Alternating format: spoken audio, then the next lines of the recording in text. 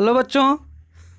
तो चलिए आज मैं आप सबके लिए लेकर हाजिर हुआ हूँ एक नया अध्याय जिसका नाम है मानव नेत्र। आप यहाँ देख रहे हैं मानव नेत्र। तो चलिए बच्चों, मैं आज आप सबको मानव नेत्र के बारे में संपूर्ण जानकारी देता हूँ, जो कि कक्षा 10 में बहुत ही महत्वपूर्ण अध्याय है और इस अध्याय से आपको कम से कम 5 से 10 नंबर मिलते हैं। तो चलिए स्टार्ट करते हैं। सबसे पहले आप देख लीजिए मानव नेत्र।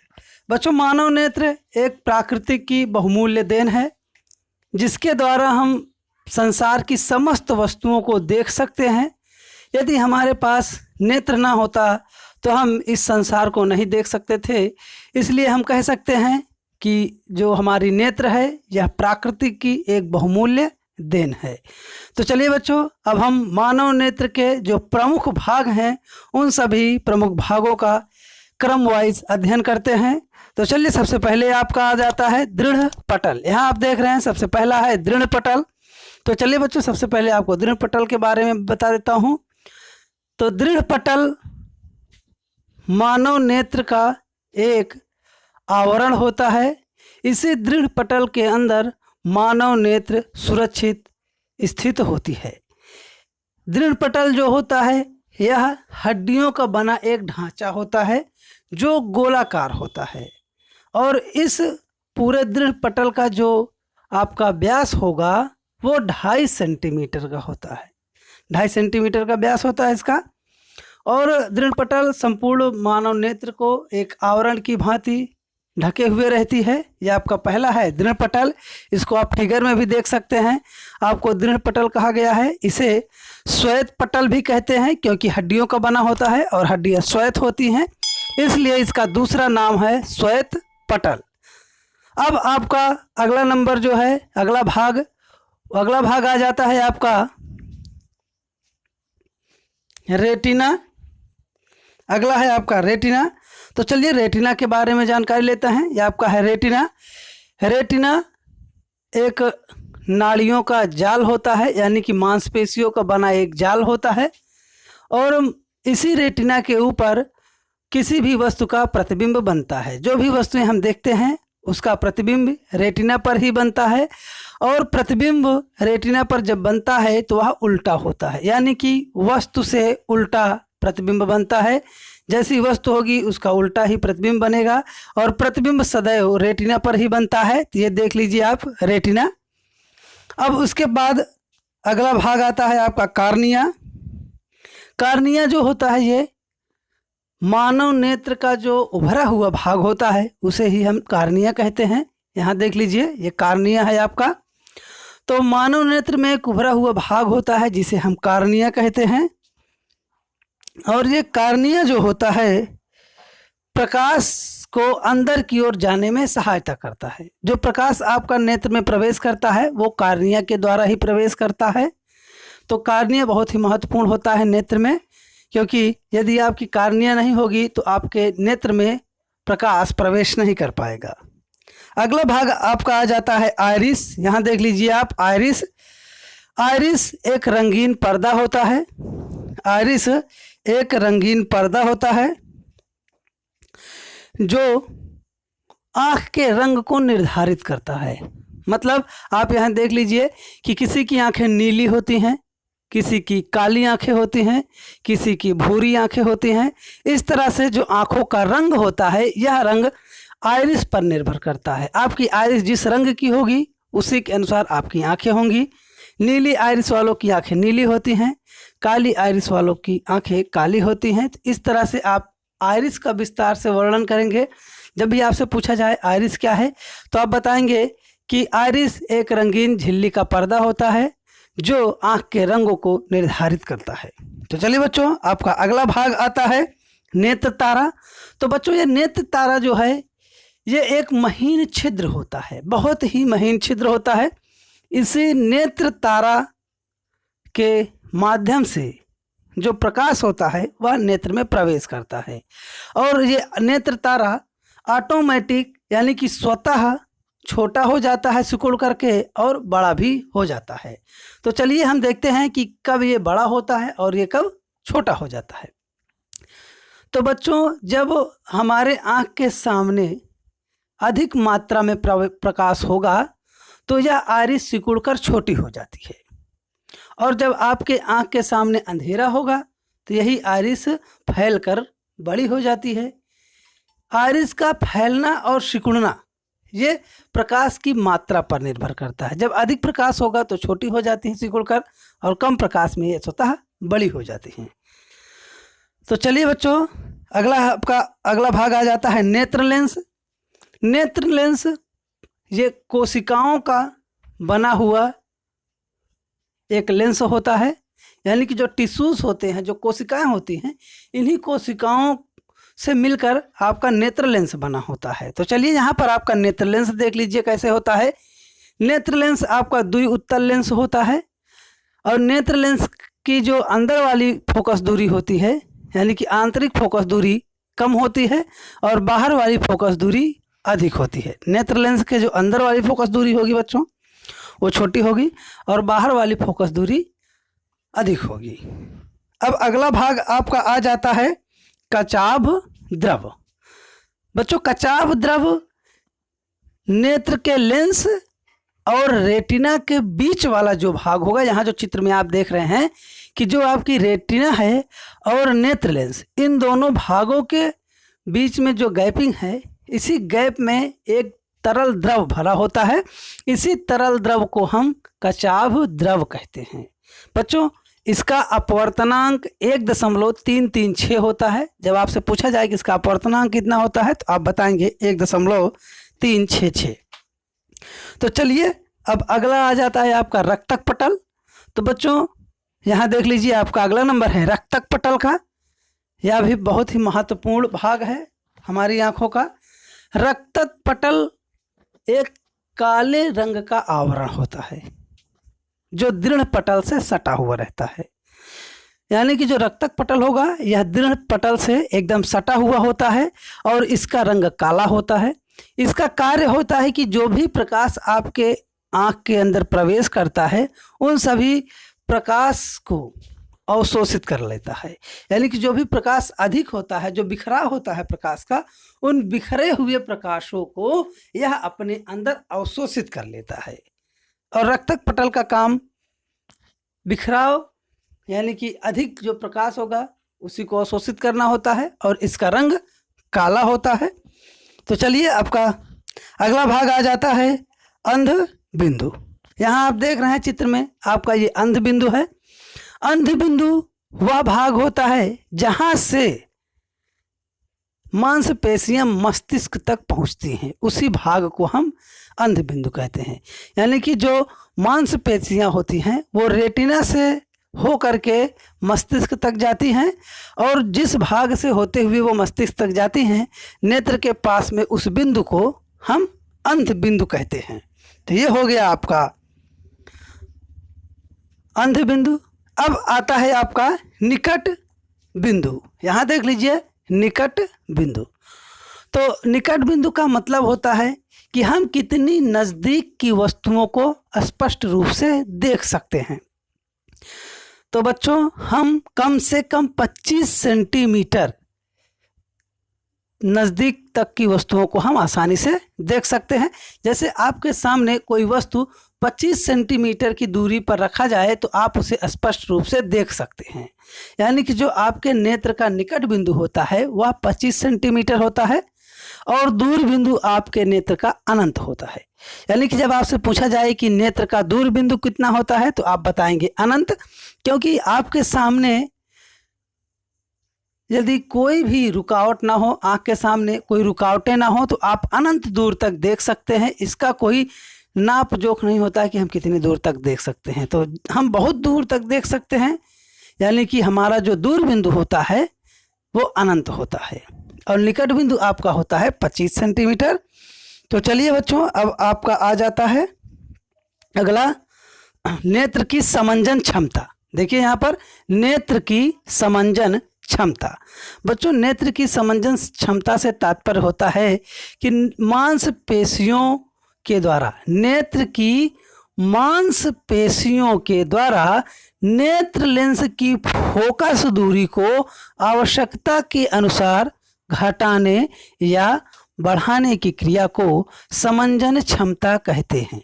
जब भी आपसे पूछा जाए समंजन क्षमता किसे कहते हैं तो आप यही परिभाषा लिख दीजिएगा। अब अगला आपका आ जाता है प्रश्न कि मानव नेत्र में होने वाले प्रमुख दोषों को बताइए। कभी कभी ऐसा भी पूछता है। तो चलिए आज मैं आप सभी लोगों को मानव नेत्र में होने वाले उन समस्त प्रकार के दोष को समझाऊंगा। तो चलिए यहाँ पर देख लीजिए। सबसे नंबर 1 होता है निकट दृष्टि दोष, दूसरा नंबर है आपका दूर दृष्टि दोष, तीसरा नंबर है आपका जरा दृष्टि दोष और चौथा नंबर है आपका वर्ण अंधता। वर्ण अंधता का मतलब होता है कलर ब्लाइंड। तो चलिए बच्चों हम इन सभी दोषों को विस्तार से पढ़ेंगे। तो चलिए सबसे पहले हम सीखते हैं निकट दृष्टि दोष। सबसे पहले आप यहाँ पर निकट दृष्टि दोष देखेंगे। तो जैसा कि आपके सामने यहाँ पर लिखा गया है कि निकट दृष्टि दोष क्या होता है। आपसे कोई पूछ ले कि निकट दृष्टि दोष क्या होता है, आप उसको बताइए। तो निकट दृष्टि दोष नेत्र का वह दोष होता है, ध्यान से समझिएगा, निकट दृष्टि दोष नेत्र का वह दोष होता है जिसके कारण मनुष्य निकट की वस्तुएं स्पष्ट रूप से देख सकता है परंतु दूर की वस्तुओं को स्पष्ट रूप से नहीं देख सकता है। यानी कि निकट दृष्टि दोष में हमें निकट वाली वस्तुएं दिखाई देंगी परंतु दूर वाली वस्तुएं दिखाई नहीं देती हैं। आप सरल शब्दों में समझना चाहते हैं तो सरल शब्दों में मैं समझा देता हूं कि निकट दृष्टि दोष में निकट की वस्तुएं स्पष्ट रूप से दिखाई देती हैं परंतु दूर की वस्तुएं स्पष्ट रूप से दिखाई नहीं देती हैं। इसी दोष को निकट दृष्टि दोष कहते हैं। निकट दृष्टि दोष में आपको नज़दीक की सारी वस्तुएं दिखाई देंगी परंतु जो दूर वाली वस्तुएं होंगी वो हमें दिखाई नहीं देंगी। तो इस प्रकार के दोष को हम निकट दृष्टि दोष कहते हैं। अब आ जाता है कि निकट दृष्टि दोष क्यों होता है। जो आपके नेत्र में निकट दृष्टि दोष होता है उसके होने का कारण क्या है। तो जैसा कि आप सभी को विदित है कि ज्ञात है कि जो मानव नेत्र का जो गोलक होता है वो उम्र के अनुसार या तो चिपटा हो जाएगा या तो ज़्यादा फैल जाएगा। जैसे जैसे आपकी उम्र बढ़ती जाएगी उसी के अनुसार नेत्र का गोला चिपटा हो सकता है या फिर फैल सकता है। यानी कि पहला नंबर है आपका निकट दृष्टि दोष होने का पहला कारण, यानी कि जो निकट दृष्टि दोष होने का पहला कारण है उसमें आता है आपका नेत्र के गोलक का कुछ लंबा हो जाना। निकट दृष्टि दोष में आपके नेत्र का जो गोलक होता है वो थोड़ा सा लंबा हो जाता है और जब लंबा हो जाएगा तो वक्रता त्रिज्या उसकी बढ़ जाएगी। यानी कि नेत्र के गोलक का कुछ लंबा हो जाना, वक्रता त्रिज्या का बढ़ जाना। जब भी आपकी वक्रता त्रिज्या बढ़ जाएगी तो फोकस दूरी आपकी घट जाएगी। तो इस तरह से आप कह सकते हैं कि निकट दृष्टि दोष में नेत्र के गोलक का बढ़ जाना, फोकस दूरी का कम हो जाना, यह है आपका निकट दृष्टि दोष होने का कारण। पहला कारण है नेत्र के गोलक का बढ़ जाना और दूसरा कारण है फोकस दूरी का घट जाना। तो जैसा कि आप यहाँ पर चित्र में देख रहे हैं कि पहले आपके नेत्र का गोलक किस तरह से दिखाई दे रहा था और उस पर प्रतिबिंब भी अच्छी तरह से बन रहा था। फिर बाद में आप देख लीजिए सेकंड चित्र में, तो यहाँ पर दे रहा है कि कैसे आपके नेत्र के गोलक का आकार बढ़ गया है जिसके कारण जो प्रतिबिंब रेटिना पर बनना चाहता था वो रेटिना से पहले ही बन रहा है। यानी कि आप जैसे चित्र में देख रहे हैं कि आप के पहले वाले चित्र में हमने आपको दिखाया है। तो चलिए बच्चों सबसे पहले हम सीखेंगे निकट दृष्टि दोष। यहाँ पर आप देख रहे हैं निकट दृष्टि दोष। निकट दृष्टि दोष नेत्र का वह दोष होता है जिसमें निकट की वस्तुएं स्पष्ट रूप से दिखाई देती हैं परंतु दूर की वस्तुएं स्पष्ट रूप से दिखाई नहीं देती हैं। इसका मतलब ये हुआ कि निकट दृष्टि दोष में निकट वाली सारी वस्तुएं हमको दिखाई देंगी, यानी कि नज़दीक में जो हमारे वस्तुएं होंगी वो सारी वस्तुएं हमको दिखाई देंगी, लेकिन जो दूर वाली वस्तुएं होती हैं वो दिखाई नहीं देती हैं निकट दृष्टि दोष में। तो इसको आप आसानी से समझ लीजिएगा, निकट दृष्टि दोष में निकट की वस्तुएं दिखाई देंगी और दूर वाली वस्तुएं दिखाई नहीं देंगी। अब देखते हैं हम कि निकट दृष्टि दोष होने का कारण क्या है। यहाँ देख लीजिए निकट दृष्टि दोष के कारण। निकट दृष्टि दोष के कारण में पहला कारण आता है आपका नेत्र के गोलक का कुछ लंबा हो जाना। पहला कारण है नेत्र के गोलक का कुछ लंबा हो जाना, यानी कि जब भी आपके नेत्र के गोलक की लंबाई थोड़ी बढ़ जाएगी तो आपको निकट दृष्टि दोष हो जाएगा। ये पहला कारण है। अब चलिए दूसरा वाला कारण देख लेते हैं कि दूसरा क्या कारण है। जब नेत्र के गोलक की लंबाई बढ़ जाएगी तो फोकस दूरी घट जाती है, यानी कि फोकस दूरी का घट जाना, ये दूसरा कारण है आपका।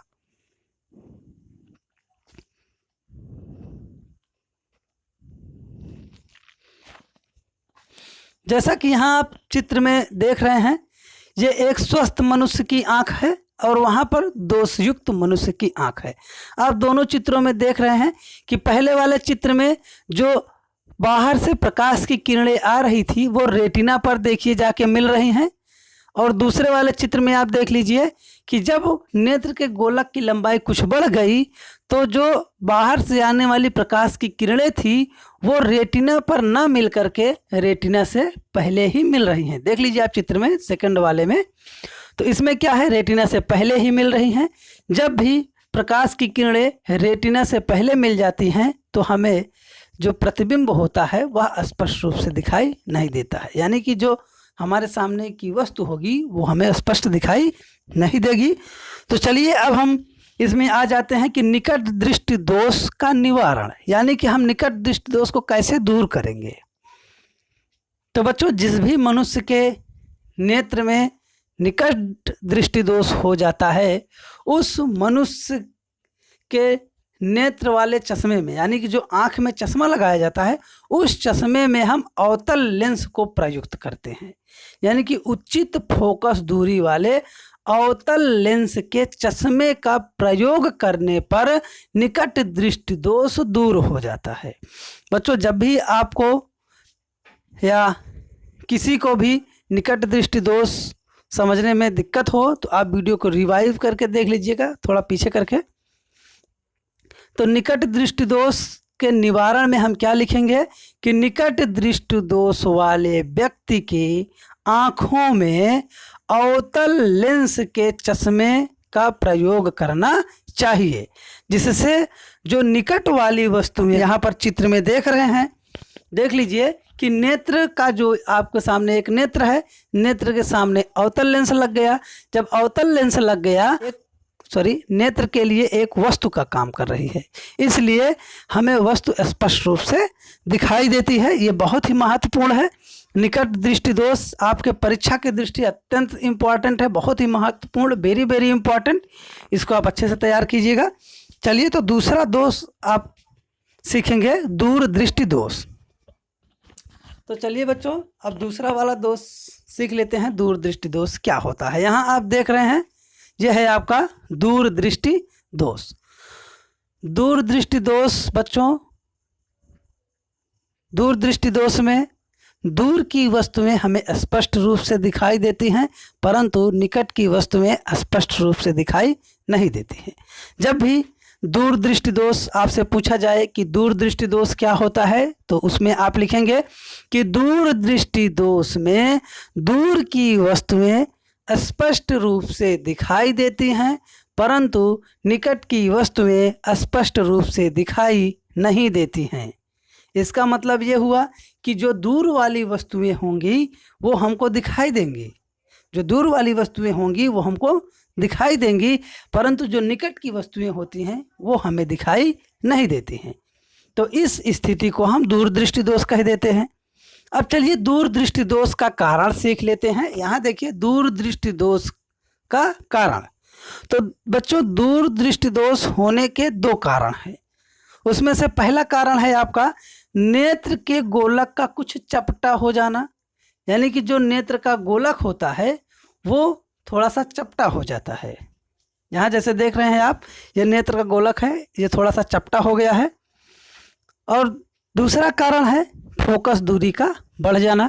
जब भी आपके नेत्र का गोलक चपटा हो जाएगा तो फोकस दूरी ऑटोमेटिक बढ़ जाएगी, जिससे वस्तु का जो प्रतिबिंब रेटिना पर बन रहा था अब वो रेटिना के पीछे बनने लगता है। जैसा कि आप यहाँ चित्र में देख रहे हैं, देख लीजिए कि जो प्रतिबिंब रेटिना पर बनना चाहिए था वो अब रेटिना के पीछे बन रहा है।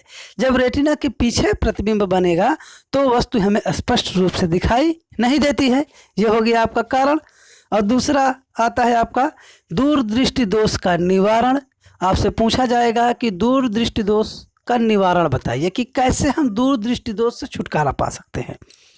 तो बच्चों, दूरदृष्टि दोष वाले व्यक्ति के चश्मे में उत्तल लेंस का प्रयोग करना चाहिए। जो भी दूरदृष्टि दोष से पीड़ित व्यक्ति होंगे उनके चश्मों में उत्तल लेंस लगाया जाता है। यानी कि जब भी हम दूरदृष्टि दोष से पीड़ित व्यक्ति के आँखों में प्रयुक्त होने वाले चश्मे में उत्तल लेंस लगा देंगे तो उसको जो दूर वाली वस्तुएं दिखाई दे रही थी, निकट वाली नहीं दिखाई दे रही थी, वो निकट वाली वस्तुएं भी स्पष्ट रूप से दिखाई देने लगेंगी, जिससे उसका दोष दूर हो जाएगा।